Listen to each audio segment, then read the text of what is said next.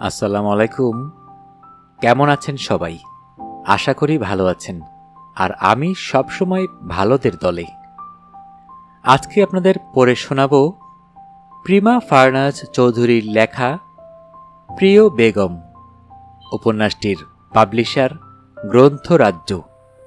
বইটি প্রথম প্রকাশ হয়েছে ২০২৫ সালে। গল্প পাঠে আমি মোহাম্মদ মেহেদী হাসান। তাহলে শুনতে থাকুন প্রিমা ফারনাজ চৌধুরীর লেখা রোমান্টিক উপন্যাস প্রিয় বেগম। আজকে শুনবেন উপন্যাসটির ৬ষ্ঠ পর্ব। সেদিন আমরা দর্জি বাড়ি গিয়েছিলাম। মেয়ে দর্জি, স্কুল বাড়ির পাশেই তার দোকান। অপু দুটো কাপড় সেলাই করতে দিয়েছিল। ফেরার পথে রহমানের সাথে দেখা হয়। ও তখন রহমানকে এড়িয়ে যেতে চেষ্টা করছিল। শুরুর দিকে রহমানকে উপেক্ষা করে চলেছে বেশ। রহমান ওকে এড়িয়ে যেতে দেখে আমাকে বলল, শুভা, অপাকে জিজ্ঞেস করো আমি কি ভুল করেছি। আমি উত্তর দিলাম, আপনি ওকে চিঠি লিখুন, তাও পছন্দ করছে না। ওর দাদিজান চিঠি দেখে ফেলেছে, ওকে বকেছে, বলেছে খুব শীঘ্রই ওর নিকা দেবেন, আর পড়াশোনা করাবেন না। অথচ ওর ইচ্ছে ছিল ও মাস্টারনি হবে। আপনার জন্য ওর স্বপ্নই থেকে যাবে। রহমান সেদিন চুপ করে ওপর দিকে তাকিয়ে থাকে। ওর অসহায় দৃষ্টি দেখে সেদিন আমারও খুব খারাপ লেগেছিল। যার দুকুলে কেউ নেই সে হয়তো অপুকে নিয়ে স্বপ্ন দেখেছিল। তাই আমি আর কটু কথা বলতে পারিনি। বিশ্বাস করুন সাহেব, আমিও চেয়েছিলাম যাতে অপু রহমানকে ভালোবাসুক, কিন্তু ওর দাদিজান এটা চাননি। উনি আমাকে বলে রাখেন যে রহমানের সাথে কোনো রকম দেখা সাক্ষাৎ যদি হয় তাহলে যেন বলে দিই, আর অপুর পাশ না ঘেঁষতে। আমি রহমানকে বলেও ছিলাম এটা। সে প্রায় আমাদের বাড়ির পেছনে আসতো অপুর খোঁজ নিতে। তখন ভর দুপুর নয়তো সন্ধে, যখন আধার নামে। আমি বারণ করলে বলে, অপার মুখ থেকে শুনব, তোমার কথা বিশ্বাস করি না। তারপর আমাকে আরও একটি চিঠি দেয়। নিষেধাজ্ঞা থাকায় আমি কোনোদিনই ওদের চিঠিগুলো পড়িনি। চিঠির সাথে ফুলের মালাও দিত।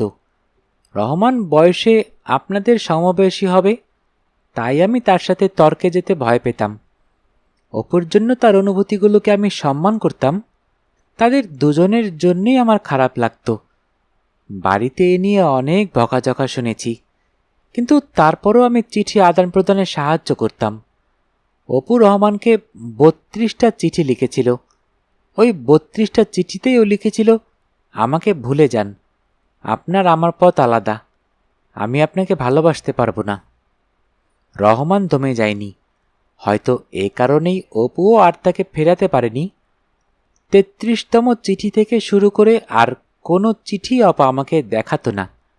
আমার হাতে গুজে দিয়ে বলতো, দেখবি না কিন্তু। আমিও দেখতাম না। এভাবে তাদের শত শত চিঠি আদান প্রদান হয়। তাদের সম্পর্কে আমিও খুশি ছিলাম, কারণ রহমান অপুকে ভালোবাসত। তন্মধ্যে একদিন অপুর দাদি মারা যায়। ঘুমের মধ্যে মারা জানুনি। সকালে উঠে অপু দাদির মরা লাশের ওপর শুয়ে কাঁদতে কাঁদতে জ্ঞান হারায়। দাদি একমাত্র অভিভাবক ছিল ওর। দাদিকে হারানোর পরও খুব অসুস্থ হয়ে পড়ে। তারপর আমি আমার পিসির বাড়িতে গেলাম দুদিনের জন্য। ফিরে এসে দেখি ওর অবস্থা খুব খারাপ। নাক আর ঠোঁটের মাঝে লালচে হয়ে গিয়েছে, যেন ওখানে রক্ত জমাট বেঁধে আছে। হাতের তালুতে পোড়া দাগ। বুঝতে পারলাম ওর চাচি অত্যাচার করেছে ওকে। আমি ওকে তার পরের দিন আমার ডাক্তার কাকুর কাছে নিয়ে গেলাম। ডাক্তার কাকু ঔষধ দিল। নাকের নিচে জমাট রক্ত দেখে বলল, সেরে যাবে, ঠিকমতো ঔষধ খাও। সেরেও গেল, কিন্তু তারপর থেকে অপু কেমন যেন হয়ে গেল। খোলা চুলে খালি পায়ে হেঁটে বেড়ায় সারাক্ষণ। আমি জিজ্ঞেস করলে বলে, ওর নাকি মাথার তালু জ্বলে যায়, পায়ের তালু জ্বলে যায়।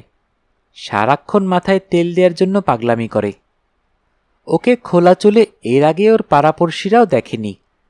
একদিন তো আমাদের বাড়ি চলে এলো খোলা চুলে, খালি পায়ে, গায়ে কোনো মতে ওড়না জড়িয়ে। ওকে ওই অবস্থায় দেখে কেউ সহজে চিনতেই পারেনি। মায়ের কাছে তেল খুঁজল। মা ওর আচরণে অবাক হয়ে বলল, কি হলো রে তোর? অপু মাথায় হাত চেপে বলে, তালুতে খুব জলে কাকি, তেল দাও, একটু বেশি করেই দাও। ওকে দেখে আমার কান্না পেল। আমি ডাক্তার কাকুর কাছে গেলাম রেগে মেগে। বললাম, কি ওষুধ দিলে যার কারণে ও এমন আচরণ করছে? ওষুধগুলো তো অনেক ভারী। ডাক্তার কাকু ভয়ে চুপসে গেল। বলল, আজব কেস দেখছি, এত হালকা পাওয়ারের ওষুধ। আমি সেই দিন সন্ধ্যায় রহমানের সাথে ওকে দেখা করাতে নিয়ে গেলাম বিলের পাড়ে। রহমানকে দেখিয়েও একদম চুপচাপ শান্ত বালিকার মতো গিয়ে আমার সামনেই রহমানকে জড়িয়ে ধরল। রহমানও ওর আচরণে অবাক হলো। লজ্জায় পড়ে গিয়ে ওকে দু হাতে জড়িয়ে ধরে আমাকে বলল, তুমি কি ওর পাগলামি দাঁড়িয়ে দাঁড়িয়ে দেখতে চাও? আমি সরে গেলাম। ওরা বিলের ধারে কতক্ষণ ছিল আমি জানি না। দাদিজানের হঠাৎ মৃত্যু ওকে এতটাই আঘাত করেছে, ও মানসিকভাবে অসুস্থ হয়ে পড়েছিল। ঔষধের পাওয়ারও বোধহয় ওকে সংক্রমিত করেছে। দিন দিন ওর ছটফটানি এতটাই বেড়ে গিয়েছিল, পাড়াপড়শিরা বিচলিত হয়ে পড়ল। সবার পরামর্শে ওর চাচা ওকে ঘরবন্দি করে। জিনের আছরে পেয়েছে ভেবে ওর ঝাড়ফুঁক করায়। ডাক্তারের কথা মতো ওর ঘরটা পরিপাটি করে সাজিয়ে রাখে। নিকায়ের জন্য সম্বন্ধ দেখতে শুরু করে ওর চাচা। বিয়ে দিয়ে দিলে নিস্তার পাবে, এই ভাবনা ছিল ওনাদের। প্রায় 2 সপ্তাহ ঘরবন্দি থাকায় অপার সাথে আমি কথাবার্তা বলতে পারিনি। ঠাকুমা বলল, ওই ছেলেটা মেয়েটাকে লাইলি বানিয়ে ফেলেছে। আহা ভালোবাসা! সত্যি বলতে অপুর এমন পরিণতির কেন তার উত্তর আমার জানা নেই। কারণ তারপরেই শোনা গেল ও আগের মতো তেলের জন্য পাগলামি করছে না, কান্নাকাটিও করছে না, আগের মতো স্বাভাবিক হচ্ছে। রহমানও এদিকে পাগল হয়ে যাচ্ছিল দেখা করার জন্য। আমি বললাম ও পুরোপুরি সুস্থ হোক, তারপর আমি ওকে গিয়ে বলবো দেখা করার জন্য। রহমান অধৈর্য গলায় বলল, না, তুমি দেখা করার ব্যবস্থা করে দাও, আমি ওকে আমার সাথে নিয়ে যাব। আমি বললাম, কোথায় নিয়ে যাবেন? বলল, নিকাহ করব, ওকে এখানে পৌঁছতে দেখতে পারবো না আমি। আমার কিছুই করার ছিল না, তাই রহমান আর আমার সাথে দেখা করতে আসেনি। তার 2 দিন পর রূপা আমাদের বাড়িতে আসে। তখন সে একদম স্বাভাবিক, আগের মতো। খোলা চুলে নেই, চোখে মুখে অশান্ত ভাবটা নেই, মাথা ঢাকা। হঠাৎ আমাকে শক্ত করে জড়িয়ে ধরে কেঁদে উঠে বলল, আমি চলে যাচ্ছি শুভু। আমি বললাম, কোথায় যাবি? সে বলল, আমি উনার সাথে চলে যাব, উনি বলেছেন আমাকে নিকাহ করবেন। সে জানালো রহমান নাকি মধ্যরাতে তার জানালার কাছে এসে জানালায় করাঘাত করেছিল, আর তখন সবটা বলেছে। আমি বললাম, তুই ভেবেচিন্তে সিদ্ধান্ত নে কি করবি। কেন যেন আমার মন সায় দিচ্ছিল না সেদিন। আমি বললাম, রহমান সম্পর্কে তো কিছুই জানিস না, তোর চাচাকে বল রহমান সম্পর্কে খোঁজ নিতে। রহমানকেও বল তোর চাচার কাছে প্রস্তাব পাঠাতে। এইভাবে যাস না, বিপদে পড়বি। আমি যেভাবে বলেছিলাম অপু হয়তো সেভাবেই বলেছিল রহমানকে, কিন্তু তারপর থেকে না রহমান না অপু কারোর সাথে আমার কথা হয়নি। এক সকালে ঘুম ভাঙতেই শুনতে পেলাম অপু পালিয়েছে। একথা শুনে আমি চমকাইনি, কিন্তু আহত হয়েছি খুব। ও আমার খুব কাছের বন্ধু। আমার কথা না শুনেও যদি কোনো বিপদে পড়ে, এই ভয়টাই পাচ্ছিলাম। এখন আমি জানি না রহমান কেন ওকে ফেলে কোথায় হাওয়া হয়ে গিয়েছে। আমি আপনার কাছ থেকে কিচ্ছু লুকোইনি সাহেব, যা জানি তা বলে দিয়েছি। বলা শেষ করেই লম্বা দম ফেলল শুভা। সাফায়াত জলের পাত্র বাড়িয়ে দিয়ে বলল, খাও। শুভা ঢকঢক করে পানি খেয়ে শেহজাদের দিকে তাকায়। শেহজাদ নিমগ্ন হয়ে ভাবে, একটা মেয়ের উপর এতটা ঝড় বয়ে গেল, মেয়েটা বেঁচে আছে এই তো বেশি, তার উপর সে আঘাত করল।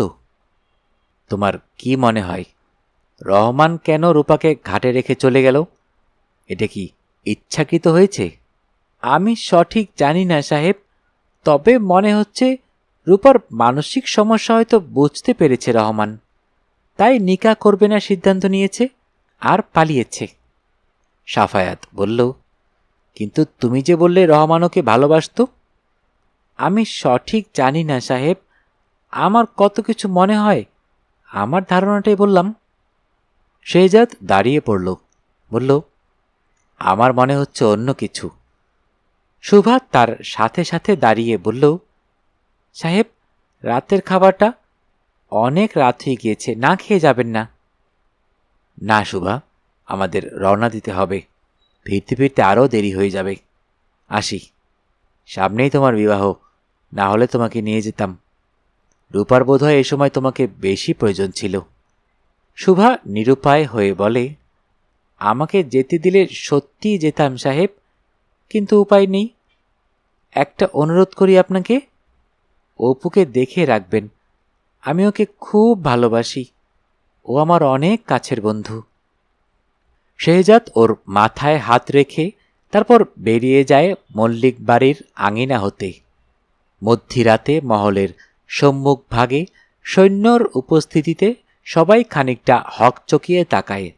সায়রা এগিয়ে এসে জিজ্ঞেস করে, ভাইজানদের সাথে আপনারা ইন্দিরাপুর যাননি? সৈন্যপ্রধান কামিল উত্তর দেয়, না, আপনার সাহেব চাননি আমরা যাই। আমরা অপরূপার ঘরে তল্লাশি চালাবো, ঘুরে ফিরে সব অপরূপার দিকে যাচ্ছে। ভাইজান না আসা অব্দি অপেক্ষা করুন, অপরূপা যদি নির্দোষ হয় তাহলে ওর উপর অন্যায় হবে। হামিদা শেরতাজ সাহেবকে উদ্দেশ্য করে বলল, আমার মনে হয় না অপরূপা এসবের সাথে জড়িত, বেচারিকে শুধু শুধু কষ্ট দেয়া হচ্ছে, ওর হাতের আঘাত, তার মধ্যে ওর উপর এসব অত্যাচার, একদম ভালো হচ্ছে না। শেহজাদ বাড়ি ফিরে এসব জানতে পারলে আপনাদের উপর ক্ষেপে যাবে। সায়রা আর সোহিনী সমর্থন জানালো। সৈন্যপ্রধান বলল, কিছু করার নেই, তল্লাশি করতে হবে। সায়রা হতাশ নিঃশ্বাস ফেলে বলল, চলুন। দুজন সৈন্য অপরূপার ঘরে গেল। সায়রা আর সোহিনী তাদের পেছন পেছন গেল। সৈন্যরা অপরূপার কক্ষে তার পুটলিটা খালি পড়ে থাকতে দেখল। সায়রা সেটি কুড়িয়ে নিয়ে বলল, ওর সব শাড়ি গহনা নিয়ে গিয়েছে, আর আপনারা বলছেন ওর এসবে হাত আছে? এই দেখুন, এটাতে ওর শাড়ি গহনা ছিল। সৈন্যপ্রধান পুটলিটা তুলে নেয়, তারপর নিজেদের কাছে রেখে দেয়।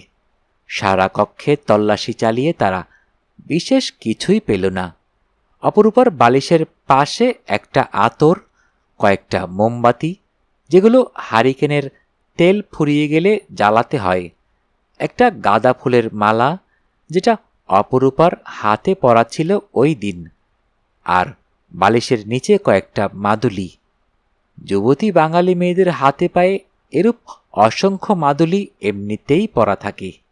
সায়রা বলল, কামিল ভাইজান, আব্বাজানদের গিয়ে বলুন অপরূপাকে যেন ছেড়ে দেয়া হয়, হাত জোর করছি, ওর হাতে আঘাত, বেচারি এতক্ষণ কাঁদছিল, এখন চুপ হয়ে গিয়েছে, আমার খুব ভয় করছে। শেরতাজ সাহেবের কাছ থেকে চাবি নিয়ে ওই অন্ধ কুঠুরির দরজা মেলতেই সবাই অপরূপাকে দেখে বিচলিত হয়ে পড়ল। অপরূপা শাড়ির আঁচল দিয়ে নিজেকে ঢেকে হাত পা গুটিয়ে জড়ো সড়ো হয়ে হাঁটুতে মুখ গুজে বসে আছে। দেখেই মনে হচ্ছে কোনো জড় বস্তু, তার ভেতরে প্রাণ নেই। সায়রা আর সোহিনী ছুটে গিয়ে অপরূপার পাশে বসে কাঁধে হাত রাখতেই ঢলে পড়ে অপরূপা। সায়রা আতকে উঠে তাকে ধরে। সোহিনী পানি এনে মুখে ছিটায়। কাজের বুয়া কুমু আর টুনু বাতাস করতে থাকে। সৈন্যরা ঘরের বাইরে দাঁড়িয়ে প্রশ্ন করে, আমরা আসব? সায়রা কড়া গলায় বলে, না, ও হুঁশে নেই। টুনু আপা, কখন ওর কান্না বন্ধ হয়েছে? রাতের কাওনের পর আপা। তার মানে তারপর থেকে অজ্ঞান হয়ে পড়ে আছে? বড় চাচার এ কেমন নিষ্ঠুরতা! ভাইজান, আপনারা এখন সদর ঘরে গিয়ে বসুন, অপা কথা বলার মতো অবস্থায় নেই। সোহিনী পানির ছিটকে দিতে দিতে ডাকে, অপা, চোখ খুলো। সায়রা খেয়াল করল অপরূপার কেটে যাওয়া হাতের বাহুতে ব্যান্ডেজটা রক্তে ভেজা, তার মানে রক্তপাত বন্ধ হয়নি। মেয়েটার পাণ্ডুর মুখখানা দেখে তার বড় মায়া হল। কুমুকে বলল, কুমু আপা, দ্রুত লেবু পাতা নিয়ে এসো বাগানের গাছ থেকে। কুমু আচ্ছা বলে কক্ষ থেকে বেরিয়ে গেল।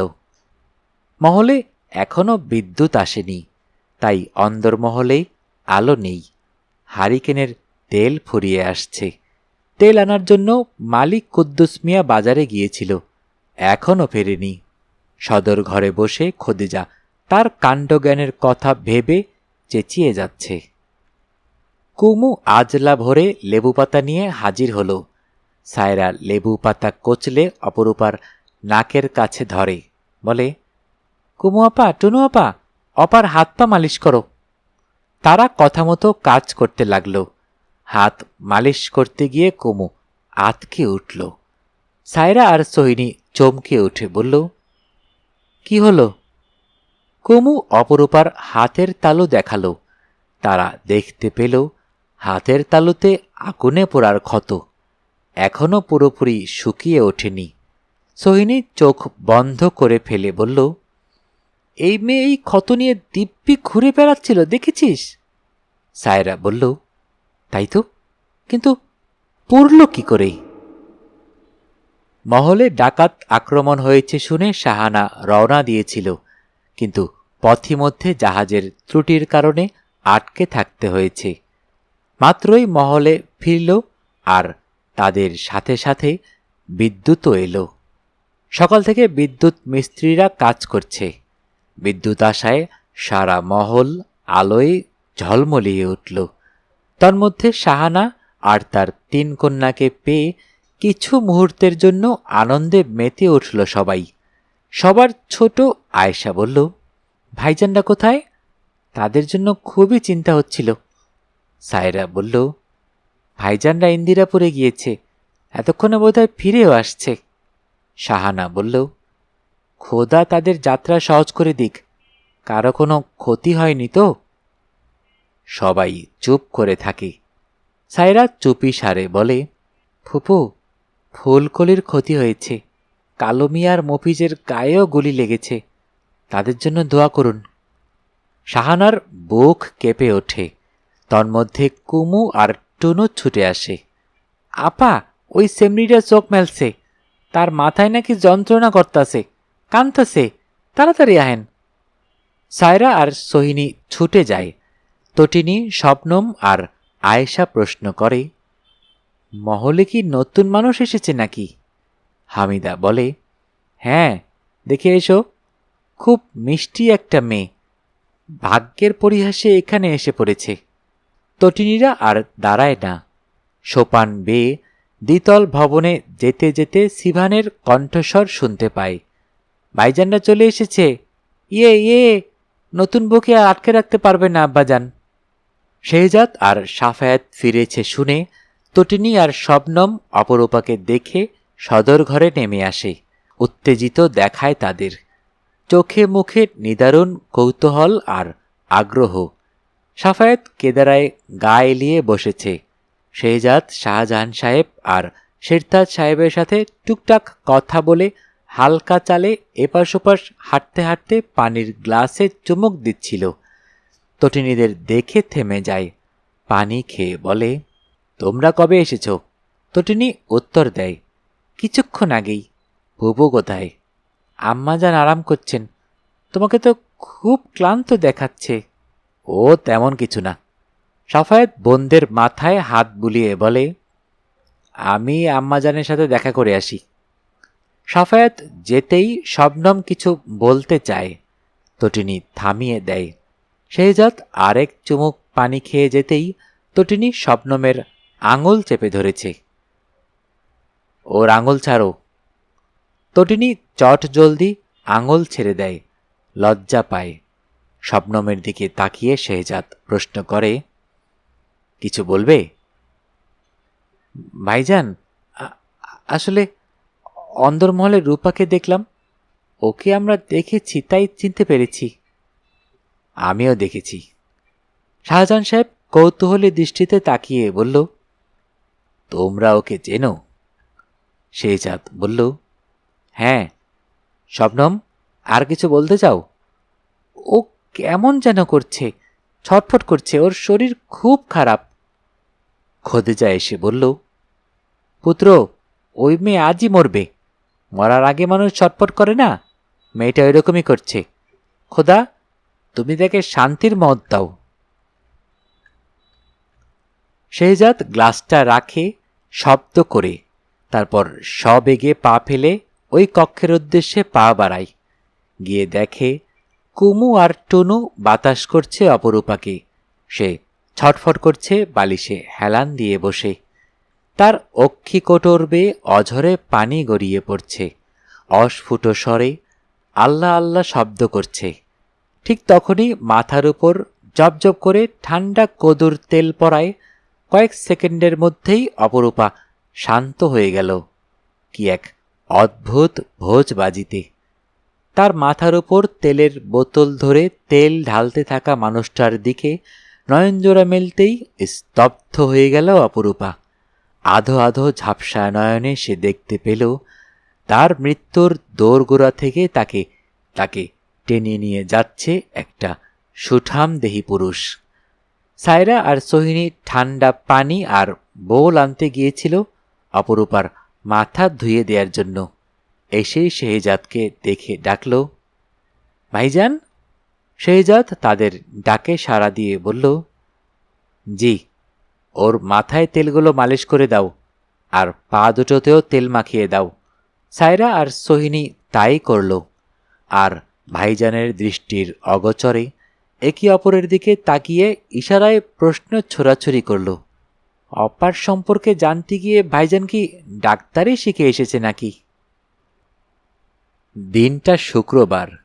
সকাল থেকেই মহলে রান্নাবান্নার ধুম পড়েছে। শাহানা আর তার 3 কন্যারা মহলে থাকলে মহলটা মেতে থাকে। খোদেজা আর হামিদার সাথে শাহানার মধ্যকার সম্পর্ক বেশ মজবুত। রসাই ঘরে কুমু আর টুনু সকালের রুটি বানাচ্ছে। গরুর মাংসের ডাল পাকাচ্ছে শাহানা। সুগন্ধে ম ম করছে রসাই ঘরের আশপাশ। রসাই ঘরে শেহজাদের আগমন কাজের বুয়াদের বিব্রতকর অবস্থায় ফেলে দিল। তারা কপাল অবধি ঘোমটা টেনে নিল সাথে সাথেই। শেহজাদ আসা মাত্রই খদিজার কাছে গেল। চারপাশে আধো আধো চোখ বুলিয়ে গলার স্বর খানিকটা খাদে নামিয়ে বলল, আম্মাজান, আপনার সাথে কিছু কথা ছিল, যদি আপনার সময় হয়। খদিজা তসবি জপতে জপতে কুমু আর টুনুকে এটা ওটা আদেশ দিচ্ছিলেন। সকাল সকাল ছেলের মুখদর্শন করতে পেরে খুশি হয়ে দোয়া পড়ে ছেলের মাথায় ফু দিলেন। শেহজাদ মাথা নামিয়ে মায়ের দোয়া নিয়ে বলল, একটু জরুরি।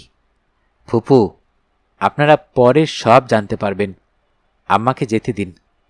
শাহানা আর হামিদা হাসি মুখে সায় জানালো। শেহজাদ বেরোচ্ছিল। শাহানা বলল, আর কতদিন আম্মা আম্মা করে মায়ের পেছনে ঘুরঘুর করবে? এবার তো মায়ের আঁচল ছেড়ে বউয়ের আঁচল ধরার সময় এসেছে। শেহজাদ রসাই ঘর থেকে বেরুতে বেরুতে জবাব দিল, সে সময় হলে দেখা যাবে। সময় কখন হবে? সময় কথা বলবে। আম্মা, তাড়াতাড়ি আসুন, আমাকে বেরোতে হবে। খোদেজা সবার সাথে মুচকি হেসে শেহজাদের পেছন পেছন বেরিয়ে গেল। যেতে যেতে বলল, কিছু হয়েছে পুত্র? কেন এত জরুরি তলব? ভীত হবেন না, আপনার কাছে পরামর্শ চাইছি। আমার কক্ষে আসুন, এখানে বলতে চাই না। শেহজাদ মাকে তার ঘরে নিয়ে গিয়ে দরজা খানিকটা ভেজিয়ে দিয়ে বলল, আম্মা, আমি সবসময় আপনার কাছ থেকে উত্তম ফয়সালা পাই, তাই মনে হয়েছে সবটা আপনাকে জানানো উচিত। আমার বিশ্বাস আপনি সবটা মনোযোগ দিয়ে শুনবেন, উত্তেজিত হবেন না। আমি একথা কাউকে বলিনি। খোদেজা খানিকটা ভীত হয়, মোলায়েম কণ্ঠস্বরে বলে, তুমি আমার শক্তি। আমি তোমাকে আমার নিজের চাইতে বেশি বিশ্বাস করি শেহজাদ। যা তুমি কাউকে বলনি তা আমাকে বলতে চাচ্ছ, এটা শুনে আমার গর্ব হচ্ছে। বলো, কি বলতে চাও? শেহজাদ তার বিছানার কাছে হেঁটে গেল। বালিশের উপর থেকে একটা কৌটা বের করে সেখান থেকে একটা চকচকে বাহু বন্ধনী বের করে খোদেজাকে দেখাতেই খোদেজা বড় বড় চোখ করে তাকায়, বুক ধড়ফড়িয়ে ওঠে, উত্তেজনায় প্রায় ঘাম ছোটে মুখে। কম্পিত হাতে শেহজাদের হাত থেকে বাহু বন্ধনীটা নিয়ে তুলে ধরে চোখের সামনে। টলটলে দিঘির মতো ভরে ওঠে অক্ষিকোটর। শেহজাদ ডাকে, আম্মা। খোদেজা মুখ চেপে ধরে হাত দিয়ে, বলে, এই বাহুবন্ধনী তুমি কোথায় পেলে? এটা তোমার জন্য অশুভ পুত্র, তোমার ধ্বংস তোমার জন্য অপবিত্র। কোথায় পেয়েছ? এত উত্তেজিত হবেন না আম্মা, এটা আমি কক্ষের বাইরে দালানের এক কোনায় পড়ে থাকতে দেখেছি। খোদেজা হাতের মুঠোয় সেটি চেপে ধরে দাঁতে দাঁত পিষে বলে, এটা আমি পুড়িয়ে দেব, ছাই করে দেব। অবশ্যই দেবেন, কিন্তু ভেবে দেখেছেন এটা কোথা হতে এলো? এই অশুভ বাহুবন্ধনী কার হাত থেকে খসে পড়ে গেল? খোদেজা আর ভাবতে চায় না, দুপাশে ঘন ঘন মাথা নেড়ে বলে, আমি জানতেও চাই না শেহজাদ, শুধু এইটুকু জেনে রেখো এসব তোমার জন্য অশুভ। তুমি এসব থেকে দূরে দূরে থাকবে। আল্লাহ তোমাকে হেফাজত করুক। আমি এটা পুড়িয়ে ফেলতে যাচ্ছি। মা যেতেই শেহজাদের কপালে গভীর ভাঁজ পড়ে। এই বাহুবন্ধনী অপরূপার হাত থেকে পড়েনি তো? সায়রা ঘাটে বসে পা দিয়ে পানি নাড়তে নাড়তে বলল, অপা কোথায় গেল? ডুব দিয়েছে সে, কখন ওঠার নামগন্ধ নেই। হাত বেশিক্ষণ ভেজা থাকলে তো খুব ক্ষতি হবে। ঘুম থেকে তুলে অপরূপাকে সবাই গোসলখানায় নিয়ে এসেছে তাদের সাথে। গোসল করে নিলে তার ভালো লাগবে। ওর সারা মুখে তেল চটচট করছে। কে এভাবে তেল দিয়ে দিল? তাকে মনে মনে বেশ বকেছে অপরূপা। এভাবে কাউকে তেল দিতে সে দেখেনি। কপাল বেয়ে চুইয়ে চুইয়ে তেল পড়ছিল, তাই সেও গোসল করে নেবে ভাবল। যদিও হাতটা ভেজালে ক্ষত শুকাবে না, তারপরও কিছু করার নেই।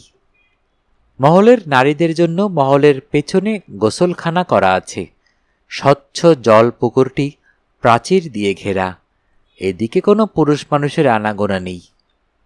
মহিলাদের কণ্ঠস্বরও সেই গোসলখানার বাইরে যায় না, তাই গোসলখানা নিরাপদ। কাপড় চোপড় বদলানোর জন্য আলাদা কক্ষ আছে। অপরূপা অনেকক্ষণ পর ডুব দিয়ে উঠল। শাড়ি চুল তার গায়ে লেপ্টে রয়েছে। ডুব দিয়ে উঠেই সবাইকে বিস্মিত চোখে তাকাতে দেখে ফিক করে হেসে বলল, ভয় পেয়েছ? সায়রা তার মুখে পানি ছুঁড়ে বলল, এতক্ষণ কিভাবে থাকতে পারলে? আমি পারি। আয়েশা শবনম সাঁতার কাটছে। অপরূপা ঘাটে উঠে গেল। কাপড় বদলানোর কক্ষে ঢুকে আবার বেরিয়ে এলো। বলল, আমি কি পোশাক পরব? সোহিনী বলল, আপাতত তনিয়াপুর একটা পোশাক রেখেছি, ওটা পরো, তোমাকে ভালো মানাবে। তটিনী বলল, হ্যাঁ, ওটা কিন্তু একদম নতুন। কুমু আর টুনু এসে বলল, মা বেগম খবর পাঠাইছে, আপনি করে তাড়াতাড়ি আসতে কইছে, বেশিক্ষণ পানি ডাললে জ্বর বাঁধাইবেন। সায়রা বলল, যাচ্ছি যাচ্ছি। অপরূপা নতুন পোশাক গায়ে দিয়ে বেরিয়ে এলো। একটা খয়েরি রঙের পোশাক, সালোয়ার কামিজ আর রেশমে সুতোর ওড়না। তাকে কি অপূর্ব লাগছে পোশাকটিতে, একদম নতুন অপরূপা। তাদের অমন করে তাকিয়ে থাকতে দেখে অপরূপা বলল, খুব খারাপ লাগছে? ওভাবে দেখছো কেন সবাই? সবাই একসাথে ফিক করে হেসে ওঠে, হাতের পানি ছুঁড়ে বলল, অপরূপার মতোই লাগছে। অপরূপা হাত দিয়ে মুখে পানি পড়া আটকে ঘাটে নামতে নামতে ডান হাতের সাহায্যে তোয়ালে নিয়ে চুলগুলো মুছতে মুছতে বলল, চুল থেকে তেল সরেছে? ওভাবে কি কেউ তেল দেয়? সবাই হাসাহাসি করতে করতে বলল, তেল দেওয়ার পরেই ঘুমিয়েছ, আর আজ সুস্থ হয়ে আমাদের ভাইজানকে বকছ? না, বকছি না, ওনাকে ধন্যবাদ দেওয়া প্রয়োজন। স্বচ্ছ জলে নিজের মুখ দেখে অপরূপা আবারও সবার দিকে তাকালো, বলল, সবাই ওভাবে দেখছ কেন? নিশ্চয়ই আমাকে কাপড়টাতে মানাচ্ছে না। তটিনী জলের ওপর উঠে দাঁড়ালো, বলল, দারুণ লাগছে। তোমাকে এরূপ অবস্থায় রহমান দেখলে কি বলতো বলো তো তোমরা? সবাই সমস্বরে কিছু একটা বলতে যাচ্ছিল, তার আগেই অপরূপা পালিয়ে গেল। সবাই অট্ট হাসিতে ফেটে পড়ল। বোনদের কোনো সাড়া শব্দ নেই কোথাও। কুমু জানালো, সবাই গোসলখানায় গিয়েছে। সাফায়েত এসে শেহজাদকে জানালো, ওরা কেউ নেই, রূপার কক্ষটাও খালি। আপনি এখন গিয়ে দেখতে পারেন ওর কক্ষে কিছু পান কিনা। ওখানে কিছু না কিছু পেতে পারেন। শেহজাদ তার পালিত খরগোশ দুটিকে খেতে দিয়েছে সবে। সাফায়েতের কথায় দাঁড়িয়ে পড়ে শেহজাদ, বলে, তুমি বারান্দায় থাকো, কেউ এলে সাবধান করবে। কেউ নেই, যেতে পারেন। শেহজাদ বেরিয়ে পড়ল। রূপার কক্ষটির সামনে গিয়ে থামল। কেউ নেই দেখে ধীর পায়ে কক্ষে প্রবেশ করে সবখানে তন্ন তন্ন করে খুঁজল কিছু পাওয়া যায় কিনা। যা পেল তা পকেটে ঢুকিয়ে নিল। বেশ কিছুক্ষণ পর পেছনে পায়ের শব্দ শুনতে পাওয়া গেল। চোখ ফেরাতেই পর্দার পেছনে পা জোড়া দেখতে পেল। মেয়েটার পরনে খয়েরি রঙের সালোয়ার, চুল থেকে হয়তো পানি পড়ছে, তাই মেঝে ভিজে যাচ্ছে। সালোয়ার কামিজ যেহেতু পরা, তার মানে বোনরা কেউ। সে বলল, গুরুত্বপূর্ণ জিনিস খুঁজতে এসেছি, শব্দ করবে না। অপরূপা হতবাক চোখে শেহজাদের অনেকটা পেছনে গিয়ে দাঁড়ালো। এত বড় একজন মানুষ কিনা তার ঘর হাতাচ্ছে। কোনো শব্দ না পেয়ে শেহজাদ সামনে ফিরতেই অপরূপাকে দেখে হতচকিত হয়ে শটান দাঁড়িয়ে পড়ল। অথচ তাকে দেখে বোঝার উপায় নেই সে হকচকিয়ে গিয়েছে। সগর্বে দাঁড়িয়ে থেকে আঙুল দিয়ে কপালের এক পাশ ঘষে কেশে উঠে জানালার দিকে তাকাতেই দেখল সাফায়েত কপাল চাপড়াচ্ছে আর মাফ চাইছে। অপরূপা সন্দিহান দৃষ্টিতে তাকিয়ে আছে। তার চেহারা শান্ত, স্বাভাবিক। শেহজাদ তার চোখে চোখে এক পলক তাকিয়ে পাশ কাটিয়ে চুপচাপ বের হয়ে যেই সাফায়েতের কান টেনে ধরল, ঠিক তখনই বাকিরা এসে উপস্থিত। তটিনী বলল, আরে ভাইয়ার কান টেনে ধরলে কেন, কি হয়েছে? শেহজাদ কান ছেড়ে দেয়, দৃঢ় গলায় বলে, না কিছু না। পেছন থেকে অপরূপা বলল, উনি কক্ষে কিছু খুঁজছিলেন। সাফায়েত বলল, হ্যাঁ খুঁজছিল তো, খরগোশ খুঁজছিল। ওনার খরগোশ এদিকে পালিয়ে এসেছে, আর পাওয়া যাচ্ছে না। আমার মনে হলো সেটি রূপার কক্ষে প্রবেশ করেছে, তাই ভাইজানকে বললাম খুঁজে দেখতে। ও তাই দেখছিল। রূপা, অন্য কিছু না, বিশ্বাস করো। অপরূপা বলল, দেখে মনে হচ্ছিল কিছু চুরি করতে এসেছে।